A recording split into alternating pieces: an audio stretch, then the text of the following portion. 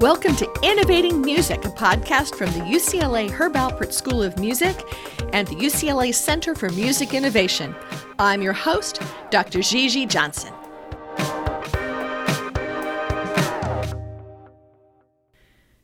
It's hard to miss Dmitri Vietze, CEO of RockPaperScissors, heavily involved in the PR areas of the music industry, especially in the tech space. I tend to see him from really far away at music events because of his bright pants and his big personality. He joined us on the podcast to share stories of how new combinations of unrelated ideas create innovation in music. Our conversation ranges from his own background in activism to ways to unlock new businesses, the slow, fast dynamics of music change, and the richness of human relations in music. He discussed with me the blurring of creator and fan and the challenges of making innovation work in the marketplace.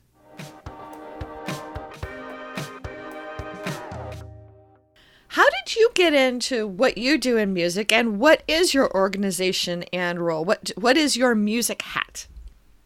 Well, I'll start with the hat and then tell you how I got into it. I run a few different companies in the music business. One, primarily RockPaperScissors, which is a PR firm that started by focusing entirely on helping international musicians with publicity in the United States, but in the last few years has grown quite a bit in the space of doing PR for music technology companies and entities and personalities, I guess.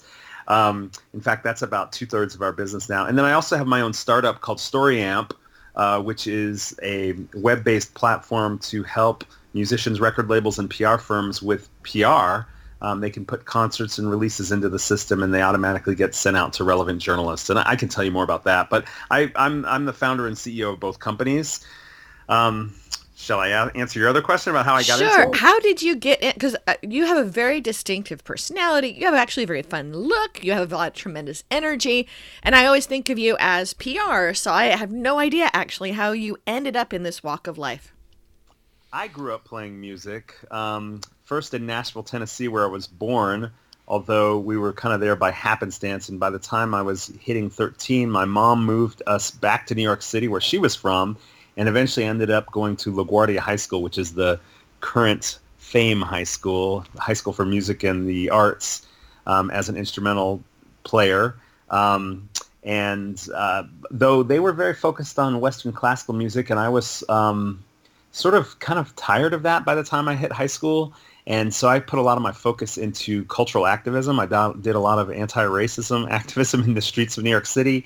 And I actually say that everything I learned in business, I learned from being an activist pretty much, because I was running workshops and meetings and organizing events and things like that, and doing storytelling in my own way through that. So I had a combination of playing music in the subways and on the streets of New York and organizing demonstrations and things like that. Eventually, I moved out to Portland, Oregon after, I went to Antioch College, got a degree in management, full tuition scholarship for being an activist. Wow. I'm not sure if there's any place else that would have given you a full tuition scholarship for being an activist, but yeah, very cool.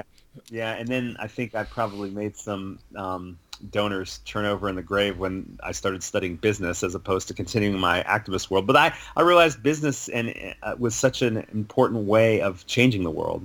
So anyway, eventually I developed a workshop using music to teach about cultural differences. That was out in Portland, Oregon. I was working for an educational nonprofit, and that's where it struck me that I really wanted to focus back in on music, but in a way that was unexpected. And I became a big fan of the idea of taking unrelated interests and turning them into a career.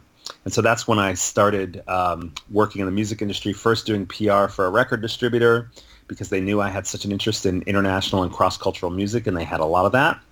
And then eventually saying, I want to work for myself and do it my way. And that's when I started RockPaperScissors, again, back in 1999, first with the focus on helping musicians from other parts of the world kind of tell their story through the media in America. So what city are you based in now?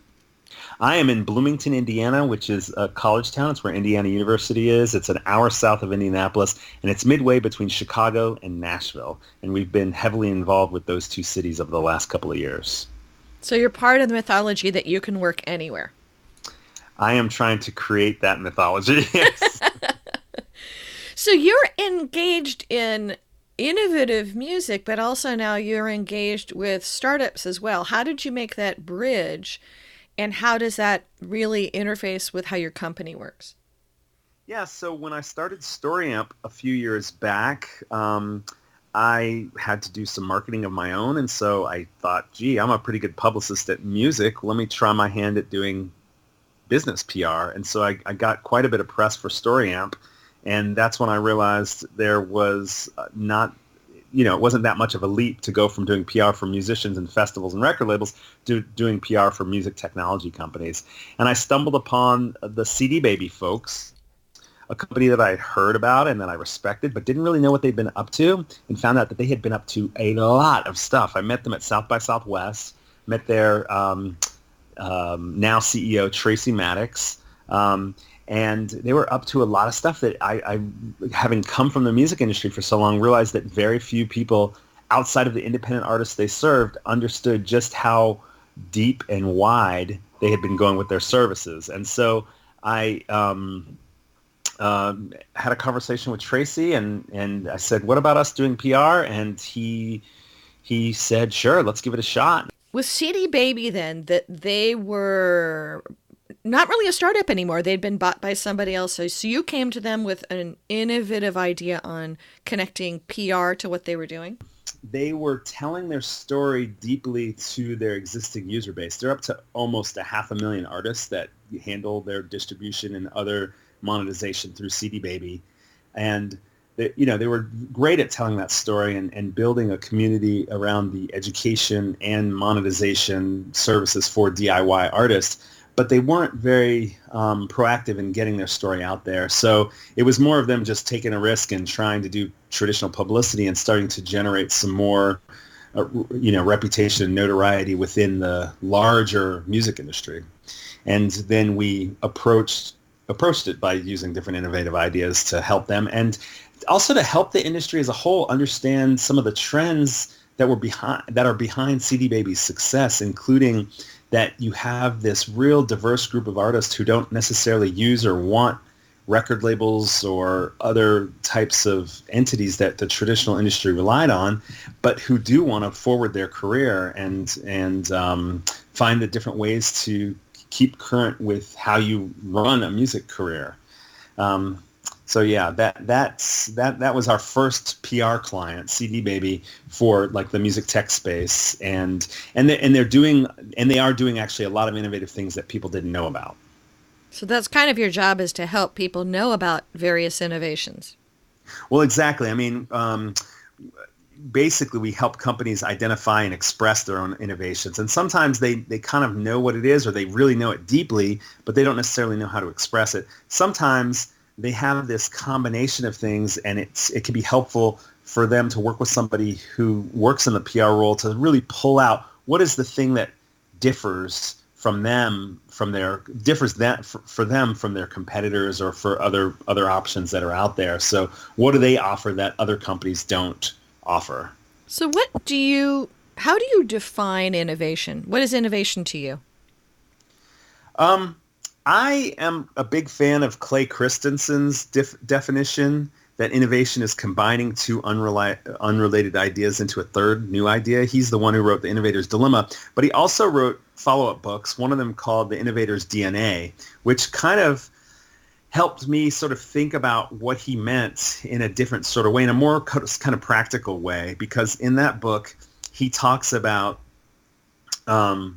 the way that you create innovation. The biggest skill is combining these unrelated ideas, that basically everything that exists on the earth, and you can't make substance come from thin air. So you take existing things and combine them in new ways, and that's where the innovation comes. So the first skill is combining those unrelated ideas. But then he identifies, I think it's 4 or 5 additional skills that you can develop that help you come up with those ideas and combine them in different ways. Questioning, observing, experimenting, and networking. So when I think about innovation, that's what I think about at the core. I don't know if you meant such a theoretical or conceptual.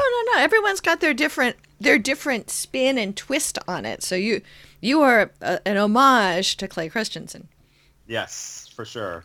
And you see it once you define it that way. You see it in a lot of different ways at a lot of different levels. Sometimes it's at a very high level. You can see that an entity or a company or even a musician or an innovator is doing this. And sometimes it's more specific with like individual features of a product rather than the overall company structure.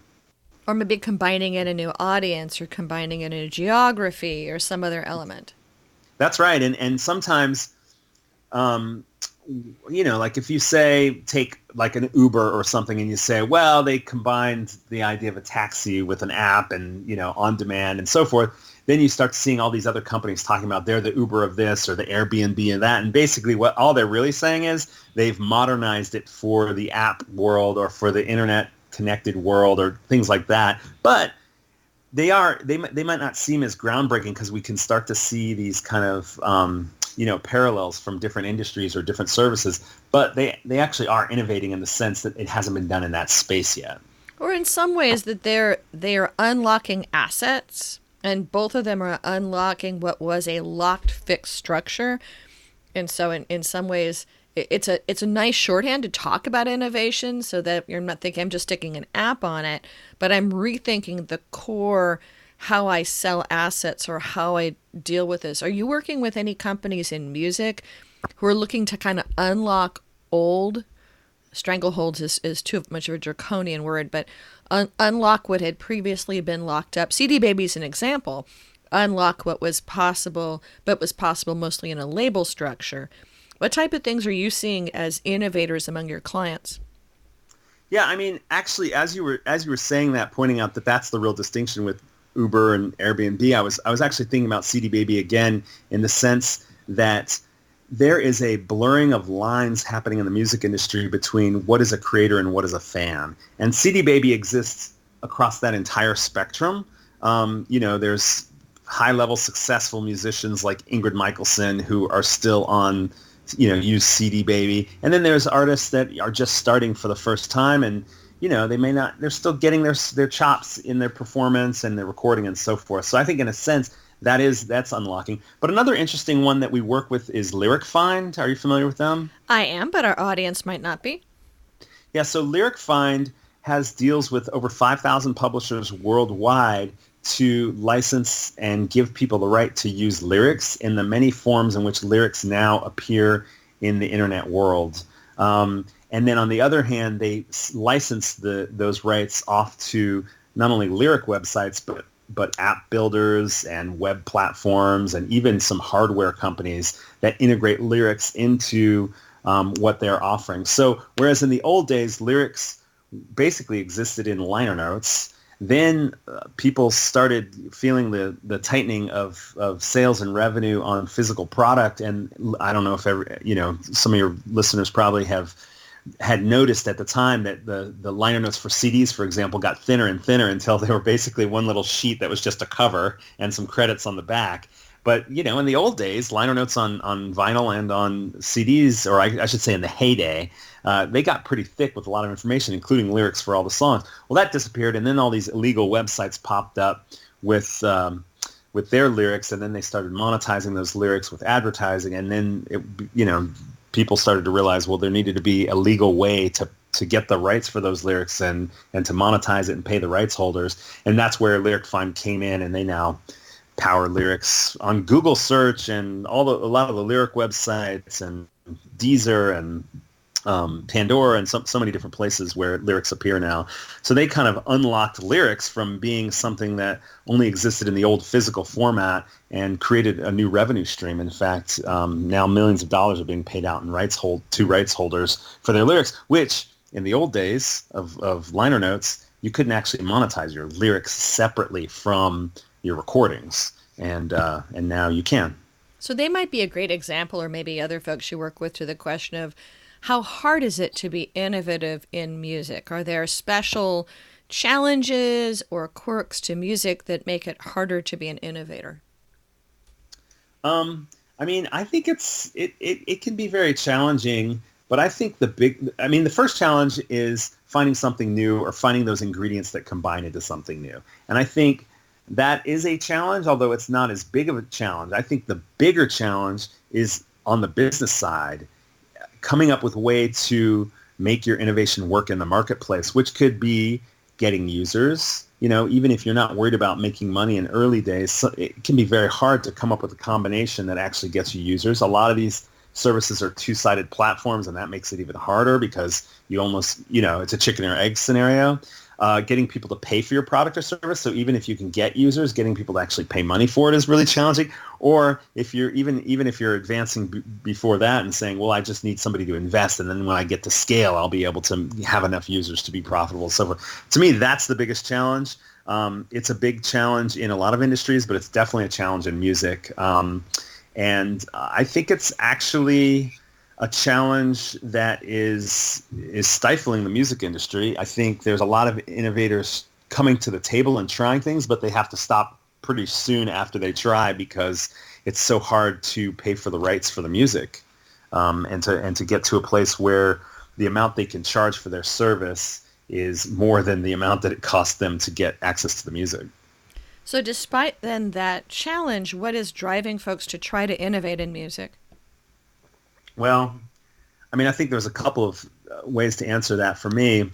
One of them is a kind of a bigger cultural sort of phenomenon, which is that humans just love messing with and being entertained with sound waves. And it's something that I think people just feel so deeply about. I'm not saying that everybody in the world is always engaged in thinking about music, but I think that the people that are engaged in how that human creation and evolution of sound just captures people's souls is the reason why there's so much innovation in music. I think there's also the fact that it's been disrupted so far that people are so engaged with their smartphones and their browsers and all the technology, and yet that sort of broke the way the traditional music industry was operating in terms of how people could monetize their recordings and even their live performances to some extent.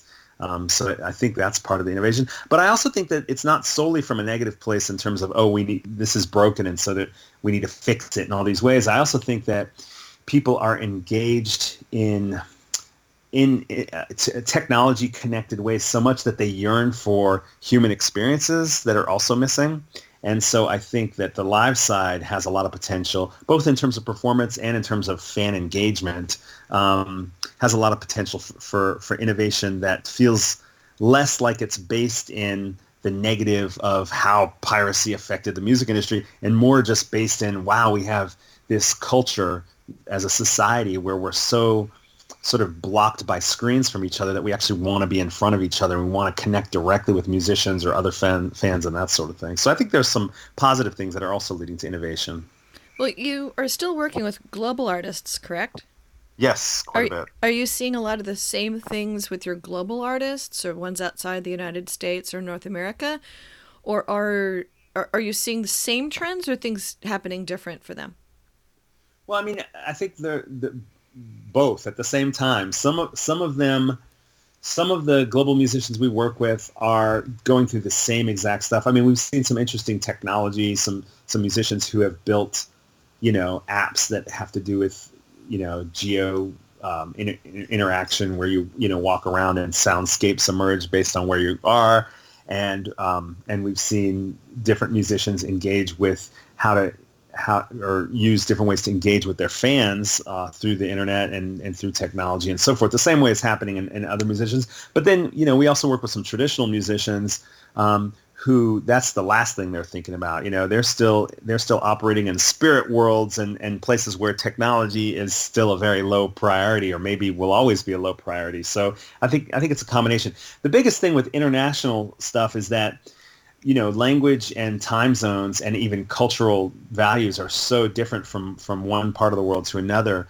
that actually is, I think that's still an obstacle for, we think of ourselves as such a global world and a global society now that we're interconnected, but there's certain human things still happening in terms of language, time zones, and cultural barriers that still make the kind of innovation that you'd expect to travel quickly across the world to be slower than you expect. Let's back up to two things in that last comment set. Soundscapes. So you have artists who are working with tools that create physical environments of sound to go with their music?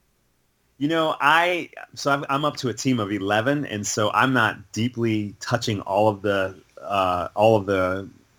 projects that we're working on, particularly ironically, especially in light of the comments that I just made. I tend to be more deeply involved in the music technology side of the clients than on the artist side, but I do remember hearing about one of our clients creating an app.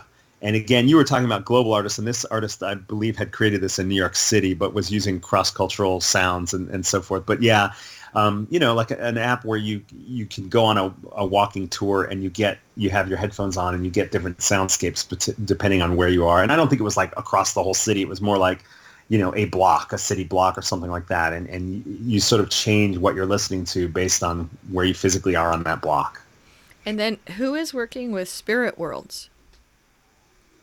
Well, I mean, by that, we've worked with, there's an artist from Haiti. We're not currently, this has been a few years now, but an artist from Haiti, he's actually running a very important cultural museum there now named Ero Josue, who is actually a spiritual leader in the voodoo tradition, in the Haitian voodoo tradition, and when we were working with him, he's working in New York City, and he was actually called upon by social workers because of his spiritual role to help families that were in crisis. And the Haitian voodoo tradition uses a lot of trance and a lot of conversation with spirit worlds. We've also worked with the Moroccan Gnawa musician Hassan Hakmoun, who people might know from back in the day of working with Peter Gabriel.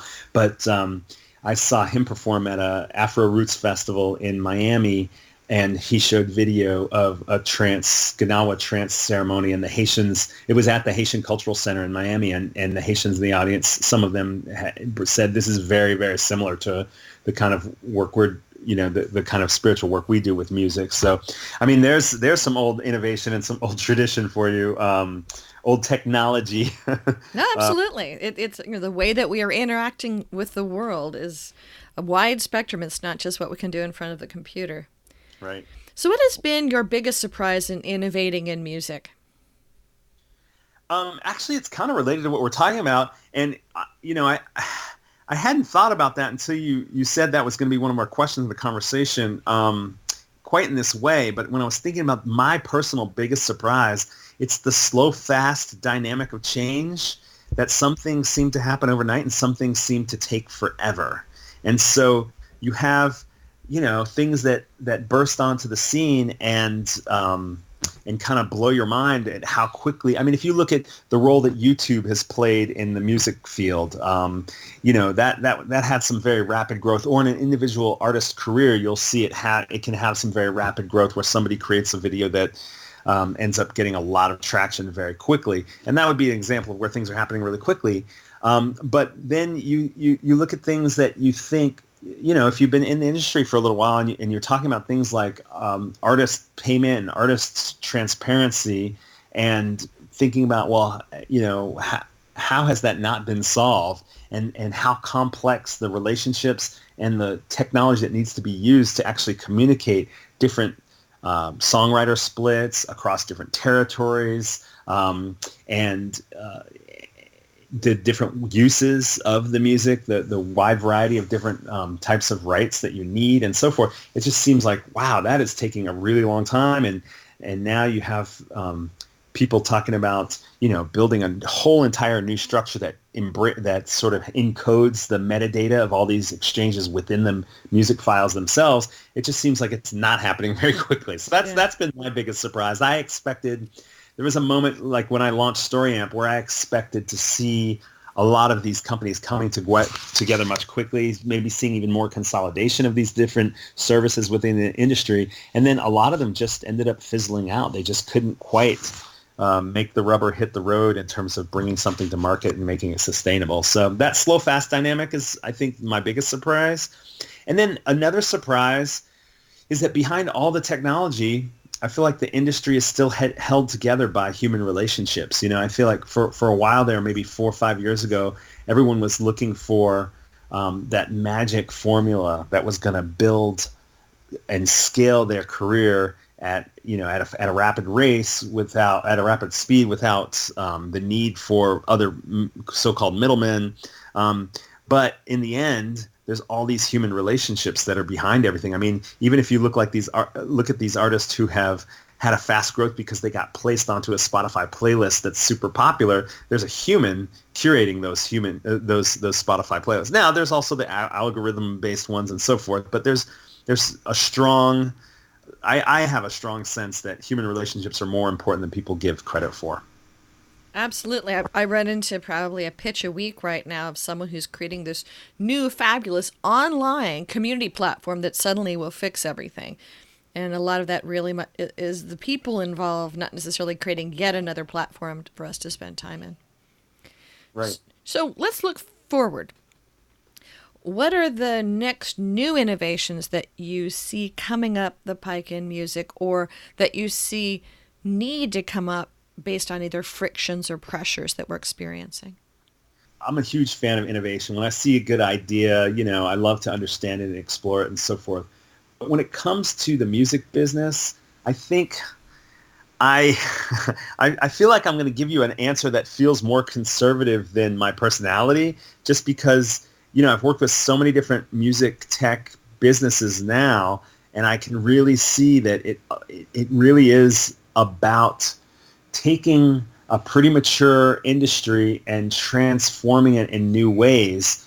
It's not, I don't necessarily think in terms of there's going to be some innovation that overnight is going to change how people experience music. I think it's more gradual, but I also think it's more about hooking into the little tweaks along the way that make the connections that need to be made. So I look at some patterns that I think need to be tweaked in that way. And I think one of the biggest one is that fans are the creators now.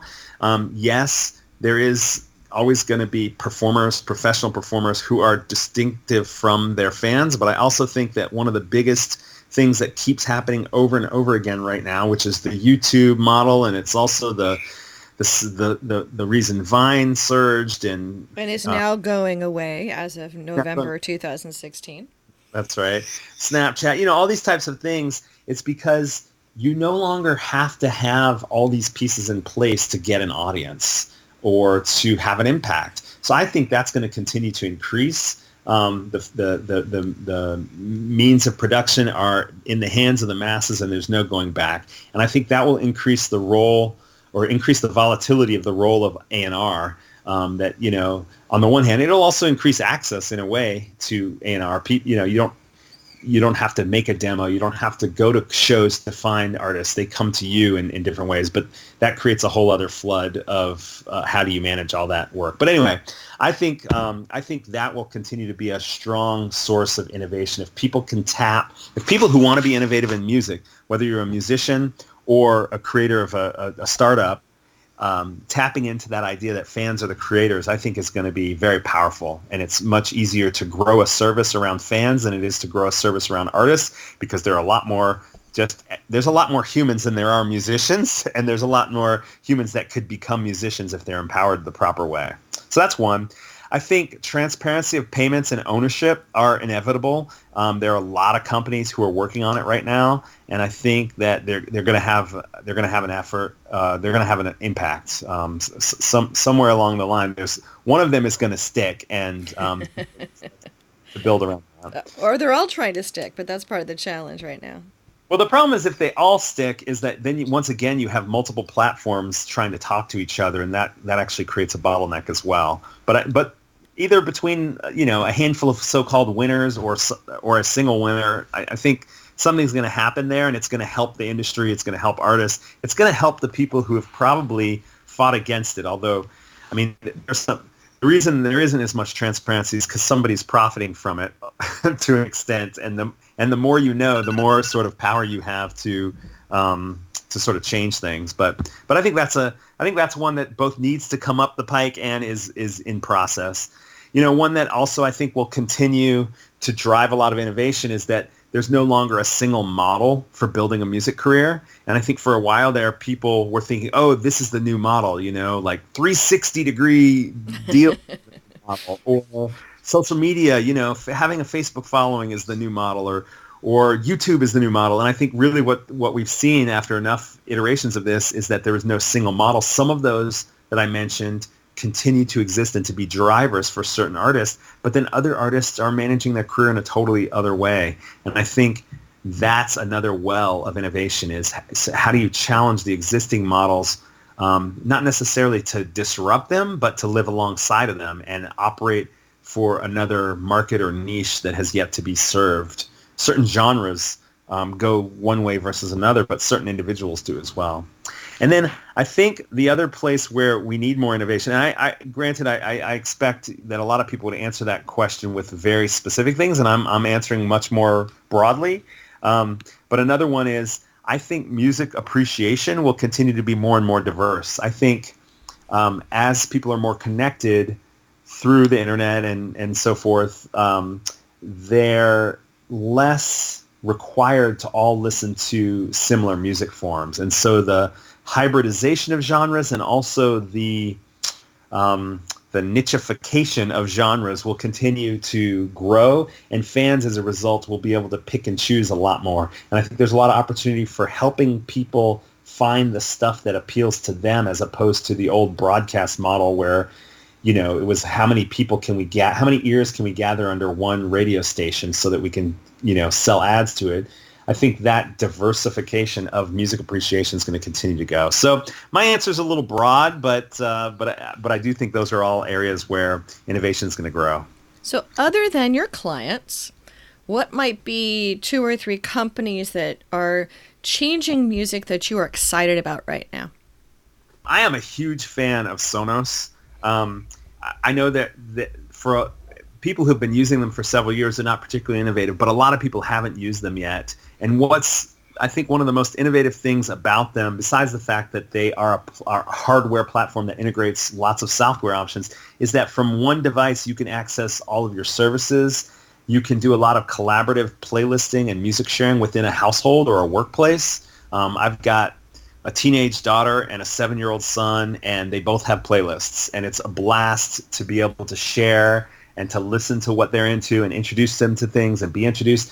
So I think that is a really amazing thing. I'm sure that, in fact, I know there are other companies that are working on how to create that experience without the hardware, where you can just do more collaborative playlisting across platforms as well. But anyway, that's one that I really love. I just stumbled onto Loop Labs, which is a company that has an online music creation platform that looks really awesome. They have 100,000 users already. They basically, you don't have to know how to make music to produce a great song there. They have lots of samples and drag and drop possibilities. And so that's part of that fan as creator phenomenon that I'm intrigued by. You know, there is a company up in Chicago that we've been going up to partner with on stuff called Fort Knox Studios. They're a rehearsal studio, but what they decided to do was build a kind of creative industries with a heavy music emphasis co-working space, and they have mentors that come in, and they have like nightly workshops and sessions and so forth. And even though that's not a huge innovation in music specifically, in the sense of what are some companies that are doing stuff, they've become a hub for a lot of cool stuff. And I really like their approach to, it's a very generous, spirited approach to how to make an impact in the music industry. So it's a little different kind of answer, but that's one that I certainly think is a cool model. And I like the fact that they've got these rehearsal studios that were their bread and butter, but now they're kind of opening it up and creating a lot of opportunities between software and hardware and musician companies and film companies and things like that as well. And I'm running into some of those in other cities as well. So it's an interesting model of really having a collaborative community that's not just straight old music, that's part of the whole support space. Yeah, and I think, you know, we work with another one in Nashville called Project Music, which is more of an accelerator. And that's for your listeners, if they're interested in music tech startups, those are a couple of programs to look into for some inspiration and also support. Any last thoughts? We're at the end of our time, and we're at the end of our questions. You've given a lot of interesting perspectives that all kind of loop around to being generous, and somewhat authentic, though that's not a word that you've said so far. Any other last thoughts to share with us? Just one more thing that's on my mind right now, since we were talking about innovation. Spotify and Pandora, companies like that aren't necessarily seen as, highly innovative. I go to SF Music Tech or South by Southwest or to these 2112 or Project Music events, and there's people talking about virtual reality and blockchain and all these other very, very innovative things, which I haven't really focused as much in this conversation, because again, I'm sort of interested in that, like that last mile stuff for the existing technologies that were innovative a few years ago but are now starting to actually get somewhere. And I'm really intrigued with where Spotify, Pandora, Deezer, all the other streaming apps are going to go in terms of engagement from within the app. I always want to get a little bit deeper. I want to read deeper bios. I want to be able to purchase tickets, subscribe as a patron, get additional content, buy merch, whatever it is. I just feel like there's a real opportunity. I feel like the Spotify playlisters of the world are sort of surpassing what the music blogs were like 4 or 5 years ago. And that's one area that I'm excited to see what the next, they've built the platforms now. I want to see what are the innovations that are built on top of those. So I just wanted to throw that into the mix. Fabulous. That was a great closing comment. And Dmitri, thanks for joining us and being part of the conversation on innovation in music. It's been a pleasure. Thanks so much, Gigi. Well, that wraps up this podcast. Many thanks to the UCLA Herb Alpert School of Music and the UCLA Center for Music Innovation for being our hosts of this ongoing series. You can subscribe to us in all the usual places, or you can come find us at innovation.schoolofmusic.ucla.edu. Join us again to follow the other adventures that we will be tracking down in innovating music. Thanks again.